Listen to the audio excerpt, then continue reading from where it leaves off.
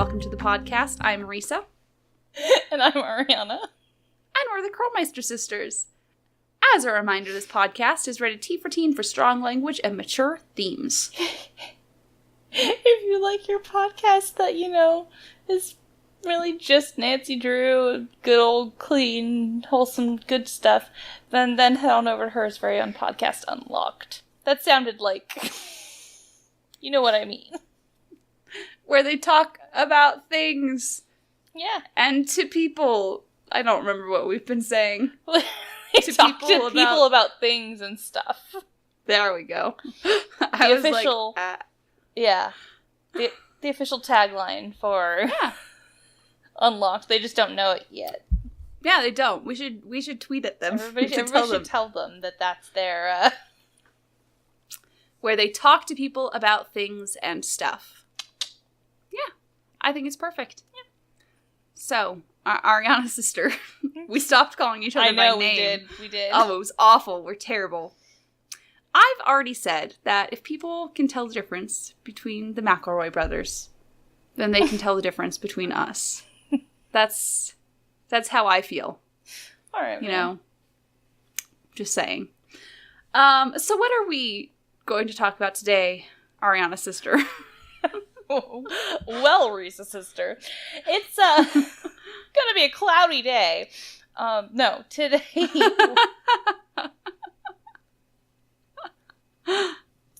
Today is Game Doctors 2 Electric Boogaloo. I'm glad you read out the entire thing I wrote. Yes. I appreciate that. Game Doctors 2 Electric Boogaloo. Because we're going to be game doctors again. Yes. We are fixing 3 games today. We're going to be fixing Alibi and Ashes, Secret of Shadow Ranch, controversial pick by Ariana there, and The Shattered Medallion, hopefully, if we have time. We'll try. Do we usually say them before? Or do we don't! I'm okay, excited, cool. Though. I really want everyone to stick around, because we're saving the best for last. Okay, cool. We don't. I just want... Ariana. I honestly I wasn't sure if I remembered our format or not. You got concerned. I did. That's okay. So, Alibi and Ashes. Okay. There are some problems with this game. One, I hate it. Just putting that out there. I really dislike this game. If you watched my playthrough of it on Senior, I did not make that... That was a well-known fact, that I was not having fun. And I'm going to say for a couple reasons, and we're going to fix those reasons. 1, characters. 2, puzzles. And gameplay. And 3, there's just that ending. And it's awful. I would say plot, but to be honest, the plot of Nancy getting arrested for arson is pretty good. I'm going to have to say that the plot is pretty good. Yeah. For once, in one of our game doctors, we're not going to try and fix the plot, because I think Nancy being arrested for arson makes for an A+ plot. Right? Honestly, I think she should stay in jail longer. Because I love Nancy Drew being in jail. Yeah. That's hilarious. It's fantastic. It really is. It's amazing. And they can't even keep her locked up in the cell. No. They let her out in the police station. It's beautiful. So let's start about the characters. So we have 4 suspects in this game, right? Half of them are just awful. I don't ever want to interact with them because they are so bad. I want to just punch them every time we interact with them. Yeah. Brenda Carlton and Tony Scolari, I think that's her last name, I don't care, yeah, are just so terrible that it's like you wish they had burned up in the fire of Town Hall. They are so terrible. So let's think about this. How can we make them okay enough? Like, we're obviously not supposed to like them, and that's fine. There are lots of characters in the games that we're not supposed to like that are still good characters. Yeah. Like, I'll talk later in this episode about Kiri. We're not supposed to like her, but she's still a good character. Yeah. So let's think about Brenda and Tony and think about ways to make them so that you don't want to gouge your eyes out every time you interact with them. Tony needs to be kind of likable. Like, Tony has been elected. She is an elected official. The way she acts, no one would elect her. She is awful. She's terrible. No one would vote for her. No. The only person she is nice to is Bess. Out of anyone. You can't be nice to one person in town and expect to be... Everyone else she actively threatens. She threatens George. Like, she outright threatens her. Like, this is not an okay thing. Like, I know it's kind of supposed to be, like, implied that she's kind of part of the mob in the way. Yeah. And that's okay. But let's not make her, like, super terrible to everyone. Yeah. She needs to be likable. She needs to be electable. Yeah. Like, just make it that. So, Electable. She needs to be approachable as well. Right? Let's just make her, the people who interact with her, like, sure, be terrible to Nancy, but not everyone else. Mm-hmm. Like, everyone else you need to at least be a little better towards. Yeah. And Brenda needs depth, because Brenda is one note the entire game. She is that reporter who is always on and who hates Nancy Drew. That is her character. That's it. Yeah, she is, oh my god, I can't remember her, Courtney Cox's character in Scream. Oh, I don't remember the Gail character's Weathers. name. Right? Yes, Gail Weathers. That's who Brenda Carlson is. Yeah. That's it. Hates our main person and for reasons that are outside of the scope of what we're seeing. And unnecessarily abrasive and so aggressive. Just Yeah. Yeah, she literally, like, attacks all of the friends. Like, the entire Clue crew. She goes after them every time they come in, and she's always, like, trying to go at them about it. And yeah, because at least... it's not interesting. It's one note. It's the constant same thing over and over again. And that just makes it boring. I want something more to her. I want her to at least maybe like one of the members of the Clue crew. Someone. Maybe she likes George. She talks to George or something. Someone. Yeah, in fact, it might have been more interesting because with the others, it's the other three, they each have one person that they like.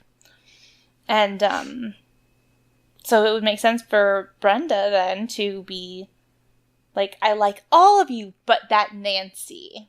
Yeah, know? If she tried to, like, be nice to all of them and to, like, get in with all of them, like, that would have been way more interesting to try and, like, get in from the inside to poison them all against Nancy. And we saw that. That would have been cool. Yeah. But no, they didn't do that. They just had her be full-on frontal assault with everyone. Yeah. Like, you don't get questions answered this way.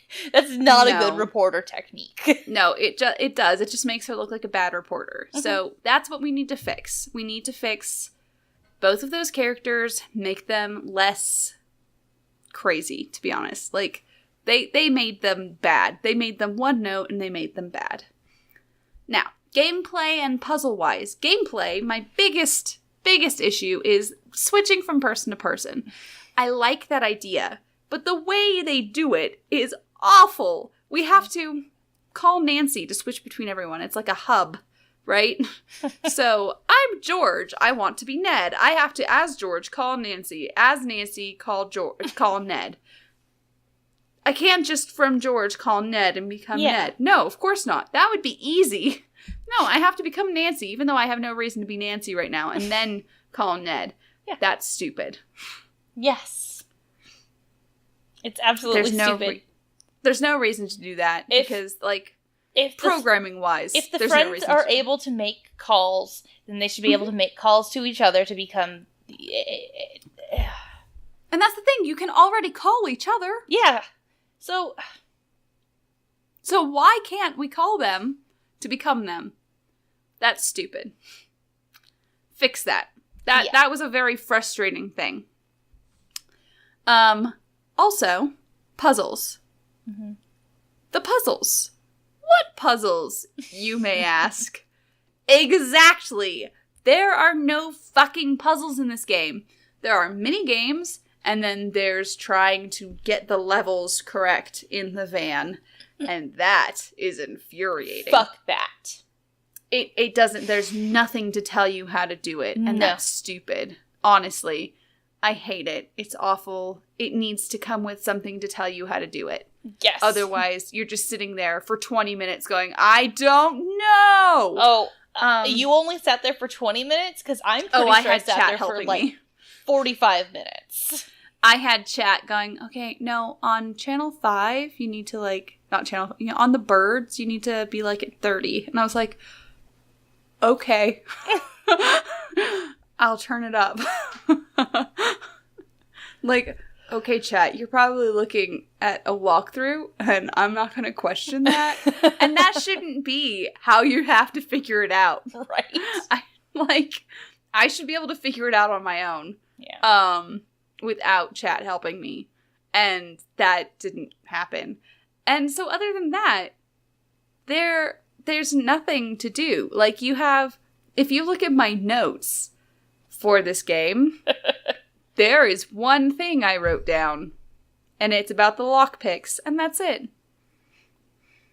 And that's a sign of a bad game, it is, in my opinion. Yeah. Puzzle-wise, if you don't write things down, then that's a bad game. Mm-hmm. That's bad puzzle design.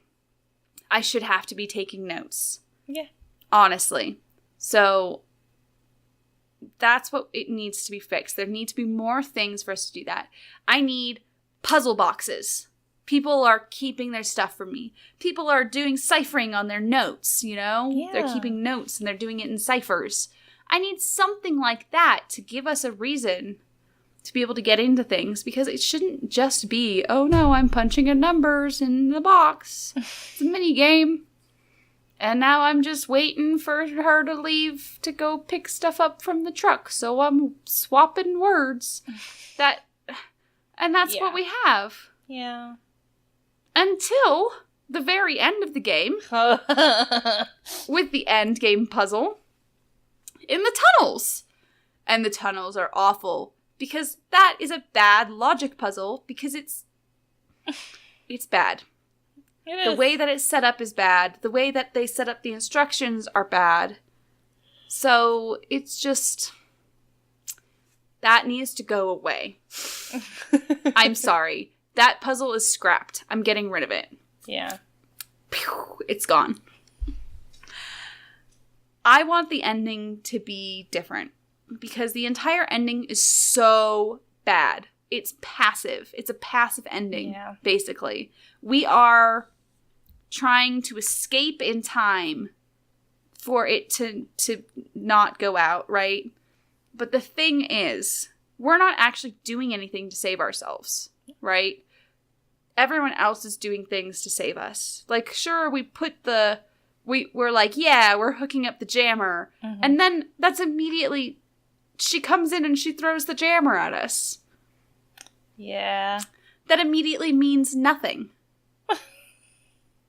We spent time doing one fucking puzzle in the game, and it immediately means nothing. So what I propose is, instead of this, I'm locking you in and you have to try to escape end climax, how about we actively are trying to do something? We're actively trying to stop the signal. We're actively trying to get around to stop Brenda. Something like that. Even if it's like trying to navigate a maze to head her off. I don't care. It needs to be an active climax instead of a passive climax. Because that's what it is right now. And that makes it not exciting. That makes it frustrating. And it makes it not satisfying as an ending. Yep. So, that's how we fix it. We fix the characters. We make them likable. We fix the puzzles by putting them in there. Just including them. And we fixed the and the gameplay by being able to go between people. Yeah. And we fixed the ending by making it an active ending instead of a passive ending. That's how you fix Alibi and Ashes. It doesn't take that much. Oh, just a few easy steps, and you too can fix Alibi and Ashes. So, Ariana, about this controversial pick of Secret of Shadow Ranch, I am all ears. Yeah, okay. So, how do we fix a game that we have come to refer to as the near-perfect game? In the tiniest of ways, we can do it. See, it may be the best, but it can be even better. Okay? Alright? Yeah, it's a 14 out of 15. It can be a 15, guys. It can be a 15. It's possible. Okay, so first and foremost, fucking Shorty, man. Okay? We need to... Okay. They make him friendly, but in the most uneasy of ways. They queer code him as the conniving, flamboyant snoop, and anyone with any sense knows that we're not supposed to trust him.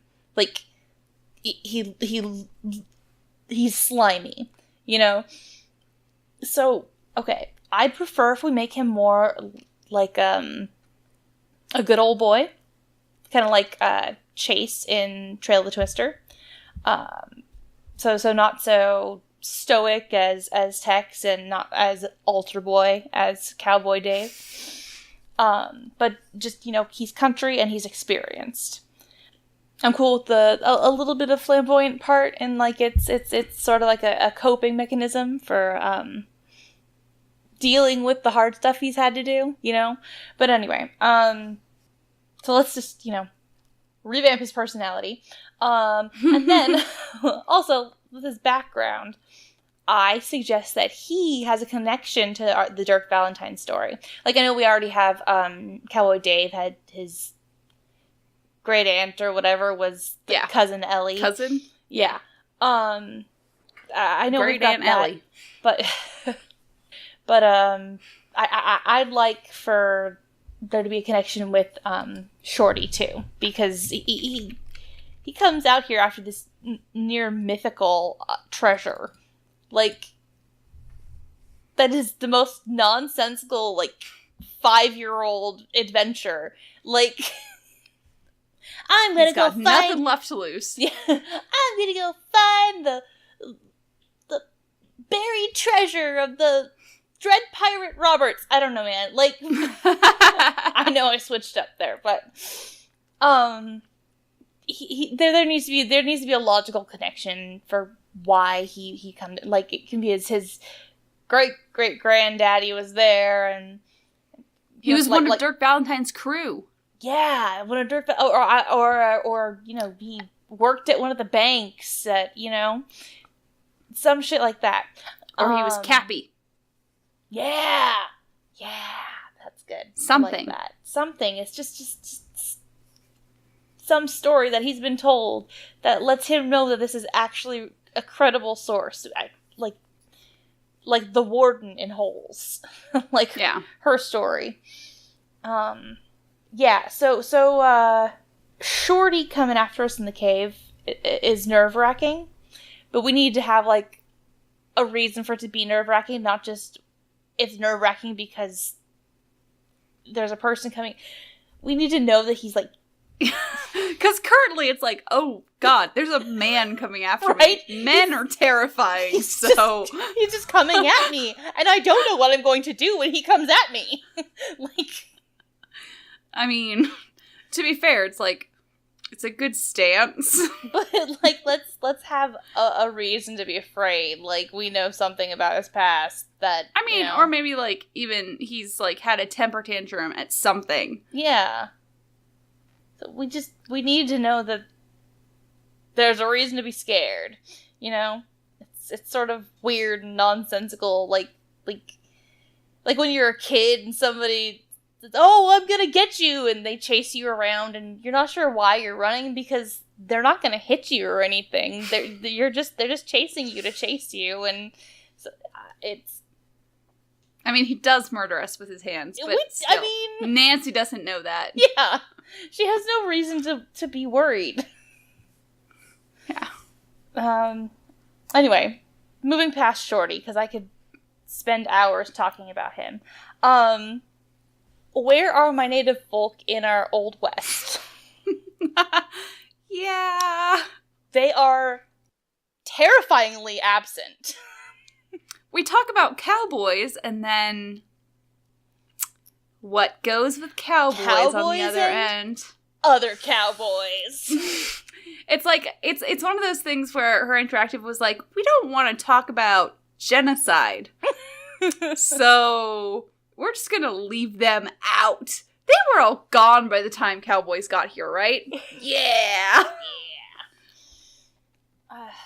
No. That's not how that worked. And then they're kind of like, oh, well, we've got Mary Yazzie. See, she's our native represention. And it's they never actively say that she's native, by the way. We're just, like, supposed to... She's brown and she speaks funny. She's native. That's literally... It's like, no, you asshole. I'm from, like... I know. It's like... That's not how representation works. That's not how representation works. You can't just be like, yeah, then this is a brown person, and that's... You should feel good about this. This is a native person, obviously. Man, come on. We are so good at our representation. Mm-hmm. Yeah. I mean, apparently now they say, like, Jenna Devlin in Danger on Deception Island. Mm-hmm. They're like, yeah, I mean, look at her shirt. And Debbie in Trail of the Twister. We're supposed to just assume she's native.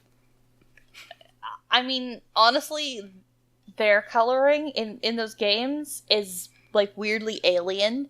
I'm never sure if I should count them as representation or just think that the color palette was weird for that character design. I don't know. Yeah. But please, weird hues. Tell us about the native peoples in the area, instead of just being like, hey, look, petroglyphs. Right. Look, petroglyphs. See, they mean nothing. But this white guy came along and went, yeah, I'm going to assign them meaning. I'm giving them purpose.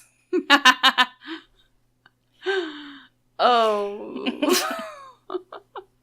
These represent things that I want to say. Yeah. Fuck the native people and their stories.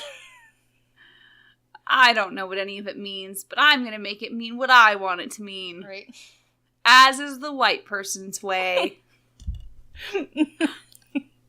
Just, oh, and additionally, oh yeah, okay, no, we can also see how the Native Americans play into the Old West part of the story. Like, just how, what were the interactions between, like, the sheriff and them, and what was the interaction between Dirk and them? I want to know what their reactions to these things were. Yeah. Because this is a thing. I've read a lot of earlier American writings, and it's a lot of and there were some natives nearby, and we hid because of the when you do, but there's none of that. No, because again, they're like, we don't want to talk about genocide. No. We're just gonna pretend like the native peoples in the area had disappeared long before. Yeah, right. They were abducted by aliens. It's cool. I mean, they literally are like, yes, and all of the cliff dwellings had been empty for hundreds of years. Yeah. And it's like, had they been? But okay. And I mean, sure. That's something that Charlena should definitely talk about. Yeah, exactly. If they don't show it in any of the other stuff, at least have Charlena talk about it. Yeah. Maybe we don't have, Francis and everybody's reactions, but maybe instead we have, because when you are writing something that's set in the Old West, be it, a historical romance novel or just an actual Western, like, you're gonna have some encounter with Native Americans. That is a staple in a Western storyline. Exactly. But whatever. Yeah. I'd also like to see just like another modern Native person along with Mary, so that we, you know. Because Arizona is not just white people and one Native person. I mean, it's starting to fill up with a lot of old white people, but yeah, but it's also one of the places with the biggest reservations, so it's just like, yeah. But whatever. Whatever, man. Get off our little tiny soapbox here. Yeah. About these, you know, Native issues. Sorry about that. All right. We're Sorry. done. But we're never done. That's always going to be we're never a thing. done. Sorry. That's always going to be a topic. But let's move on. Reminder, Dirk Valentine was a criminal. Let's talk about that. Okay? Yeah, instead of just the whole it's fine. Oh, it's so sweet. He was an outlaw for no particular reason. And and he had a heart of gold. Look at the things he wrote for her, and it's like maybe he was like, tell us why. I mean, if you're going to try and make it like a justified thing, maybe be like, actually tell us about, because at this time there were tons of reasons to be dirt poor because of the institutions that were in charge. Yeah, inform us of this. He was dirt poor because of he was out east. He was part of a mining town. Yeah. You know, anything like that. Come on, just tell us why. And maybe we can have some like, oh, okay. And then be like, she says he was only stealing from people who had enough or something like that. If they're going to make him like this Robin Hood, then sure, do it. But give us an actual, like, reason for it. Instead of just being a vague, it's a Robin Hood. We're gonna throw the outlaw with the heart of gold at you, and it's gonna stick. You don't need anything else. Just the form is thrown at you, that's all you need. If you're gonna do that, go full anti-capitalist. I'm sorry. Just do it. Just take the message and run with it. Because if you're going to go Robin Hood, if you're going to pretend like he's Robin Hood, then you have to keep going with it and explain why. Otherwise, it's just like, he was a criminal and he stole from people, but only if they had enough money. It's like, oh, that's great. Oh. I know. It's another one of those things of, they had an idea, and then it went... But moving on, because I feel like this is going really long. Whatever. Frances's life didn't stop after Dirk died, and she ran off. Like, she didn't just run off and then sit in a room. She was 17. She just went off and sat in a room in Ellie's basement for, like, 30 years or something. I don't know how long she lived after that. But, like, she didn't just stop existing. What did she do? Did she just live out her life as a school marm? Did she, teach kids to play the piano? I don't know, man. I would love that. Oh, that would be amazing. She became a piano teacher. Yeah. I'd love that. Or, like, she played the piano at the church or something like that. My brain kind of, anachronistically, makes her Helena Bonham Carter in Big Fish. Yeah, something like that. Yeah. That'd be nice. But yeah, something like that. I mean, it's like, yeah, she ran off at the age of 17 and then died sometime later. Yeah. Eventually died and left a letter with her cousin. As you do. As you do.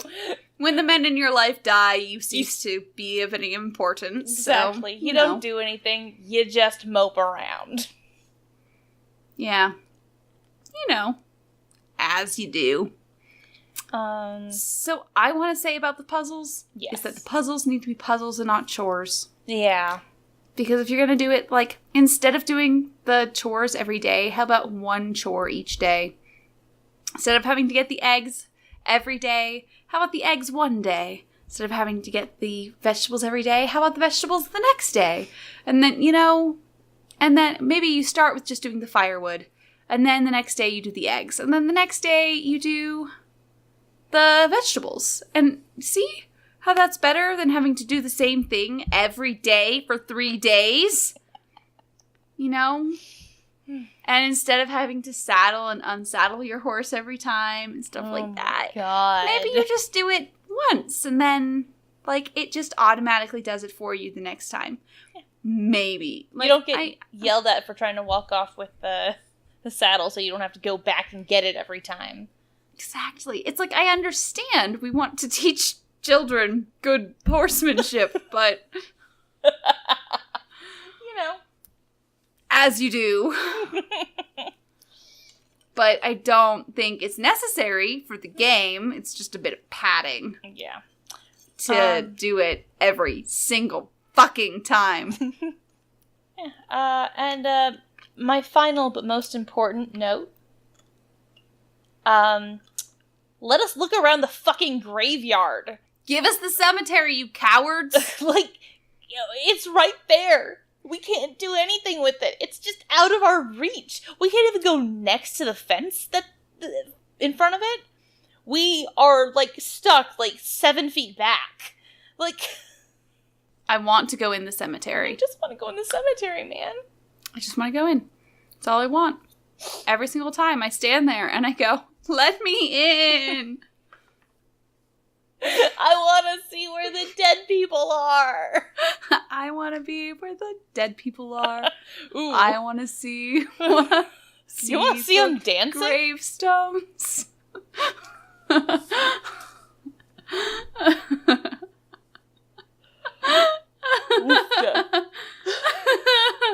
So that's how we would fix Secret of Shadow Ranch. Take that from a 14 up to a 15.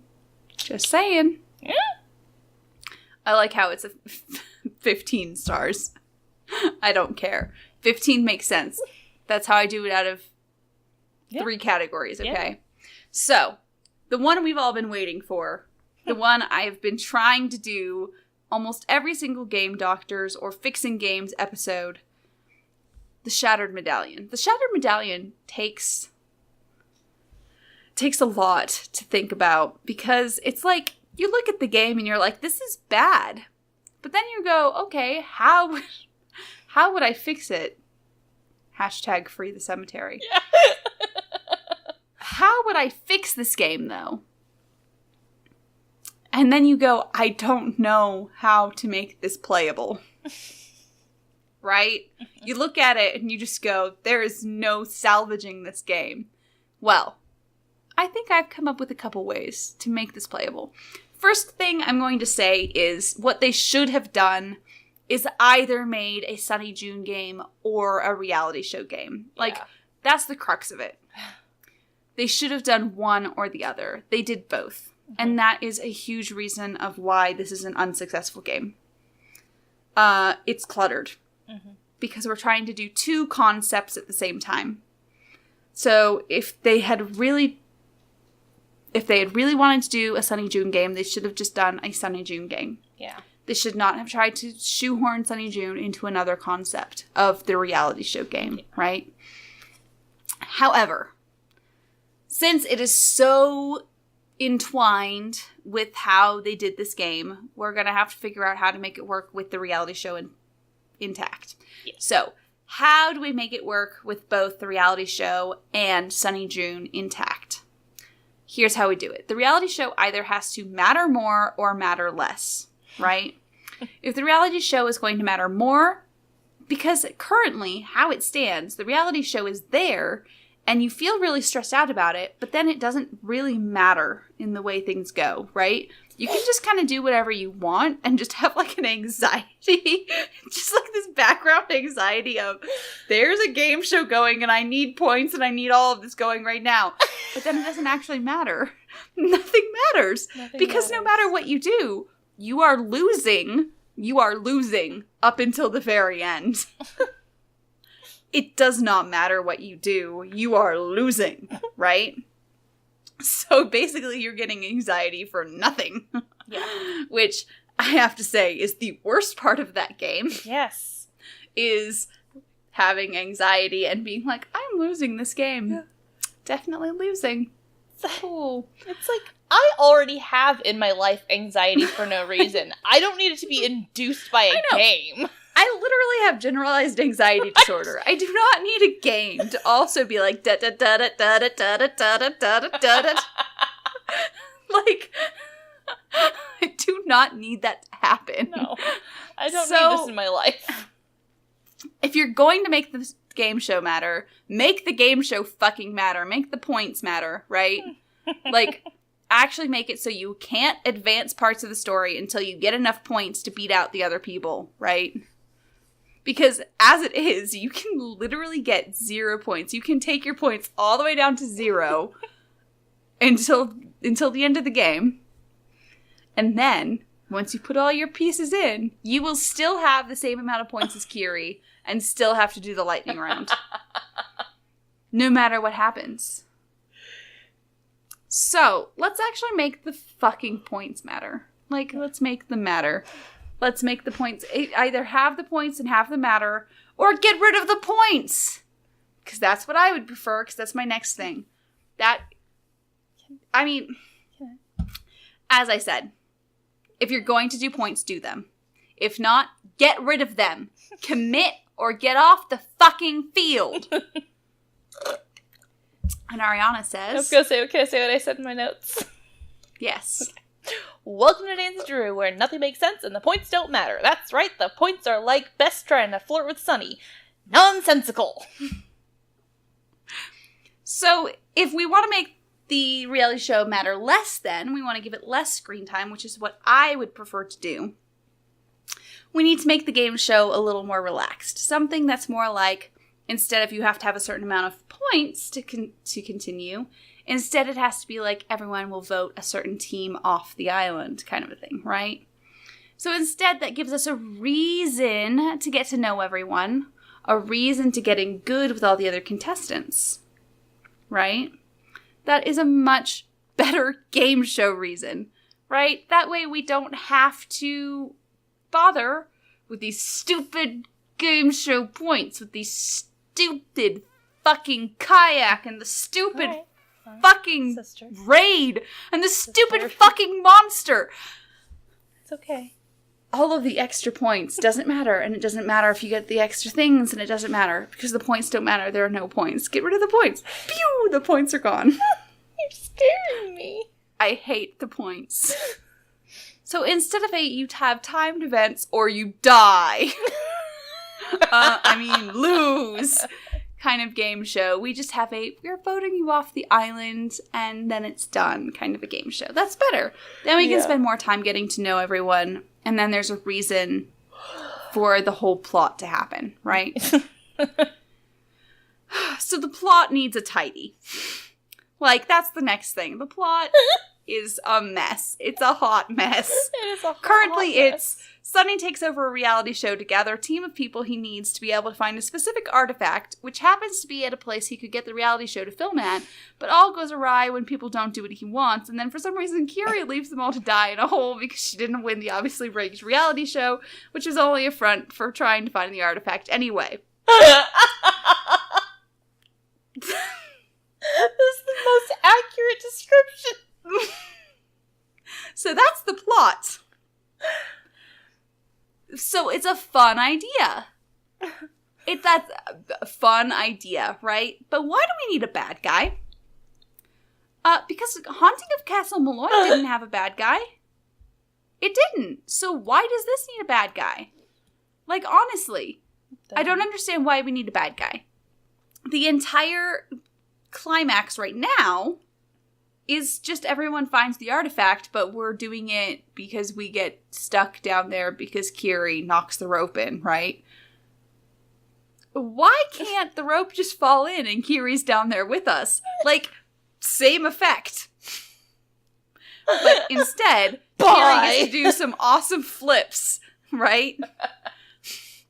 And she's on our team. So why can't the conflict, the entire climax, be that Nancy has to figure out how to make everyone else work together to use their special talents to find the artifact? Yeah. Like, that would be a perfectly fine climax. Instead of it being like, yeah. And I'll just tell them, oh no, I thought I was part of the game. That's stupid. Why would Kiri do that? Why would Kiri be like, I'm going to leave them to die? What the fuck? Because fuck this. Makes... And okay, here's the thing. She left them to die on national television. Yeah. Her whole thing was about it being a goddamn televised event. And she's like, you know what would get me great publicity? Murder. Like, that's her idea. I will totally make it in the entertainment world if I commit murder. Yeah. It was great for OJ. Except it wasn't. Ooh. I know. Not so much. So it would be so much more fun if the climax was everyone else doing their part, Kiri soaring through the air. The greatest cities. Exactly. Just soaring through the air, doing all sorts of cool stuff to get to a place to let something down, right? That would be so much more fun than her leaving us to die. Yeah.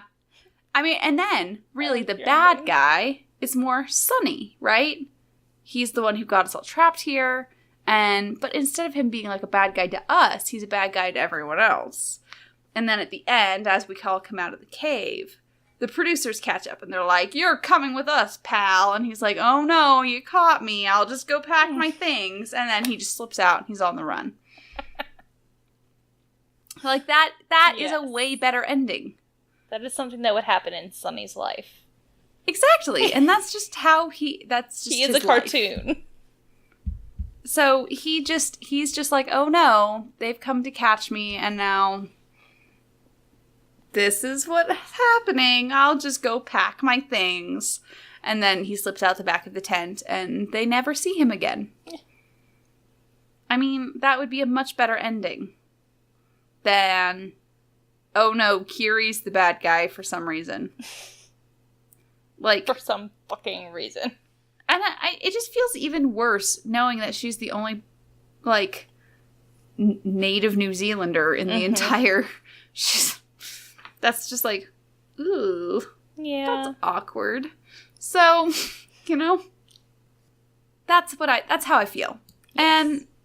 And then the characters in this game are already, like, A+. They don't need any changing, really, honestly. I love the characters in this game. Yeah. The puzzles in this game, however, are... I mean, I've already said that if they're not, like, as terrible and timed, I wouldn't mind. But things like the kayak and stuff like that are just bad. A lot of these games are just bad, and I shouldn't have to play things like Raid or Monster. No. Thankfully, we don't really I feel have to. The fan base expressed their displeasure with those games in their first incarnations. They should have taken the hint. Yeah, definitely. And then it's just like, the puzzles at the very end are also just not great. Like, I'm okay with the one where you're lining things up, but playing the, like, the ones where you have to do the right colors, that one's not great. No. As an end game puzzle. No. Maybe something has a little more weight to it would be better. That's just my idea. Something that's like the cumulative knowledge that we have gained in the game. It should actually feel like it's an ultimate sort of thing. Yeah. And finally, if we're going to be in New Zealand, let's make it about New Zealand a little bit. You know? Because it really feels not about New Zealand at all. Like, I feel more like I'm in Wales than in New Zealand, to be honest. I'm like, oh yeah, there's sheep and it's green. Like, that's kind of just what it's like. That's it. That's where we are. So I would really like some more, at least information about New Zealand, if nothing else. Yes. So that's how we would fix the Shattered Medallion. So we want to either, to be honest, I want to play down the game show. We want to make the game show more relaxed.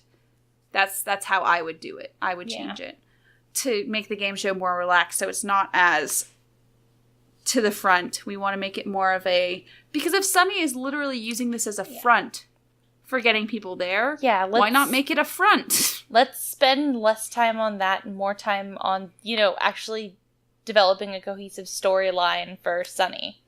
Exactly. Because I want to learn more about Sunny and his grandpa.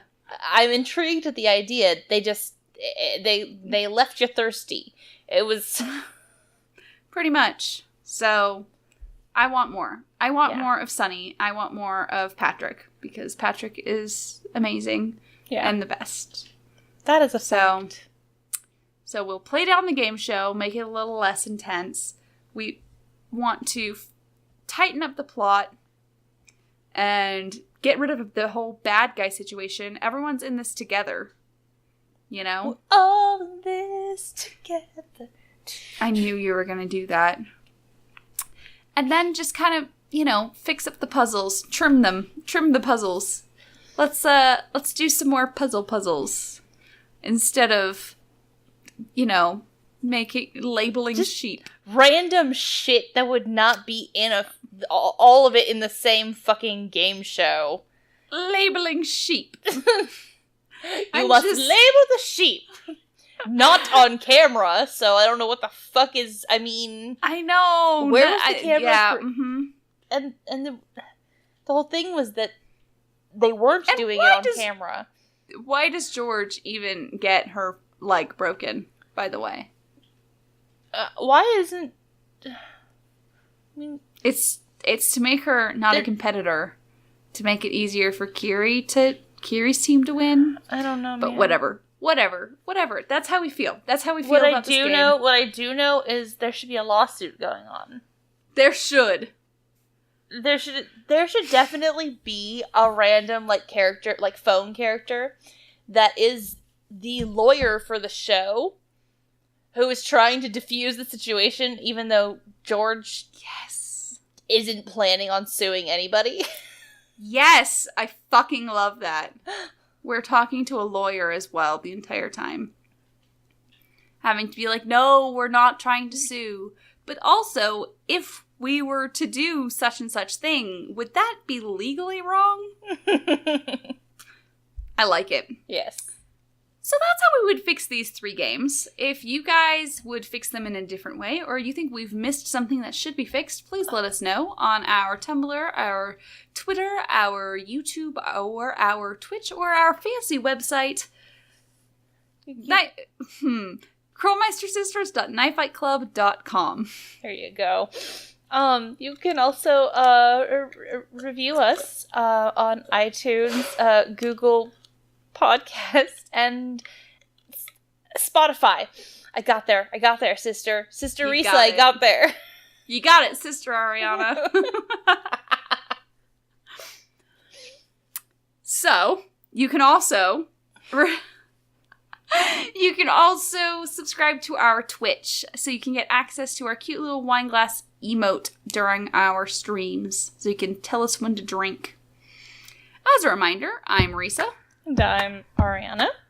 And we're the Krolmeister sisters. And we're asking you guys to stay sleuths.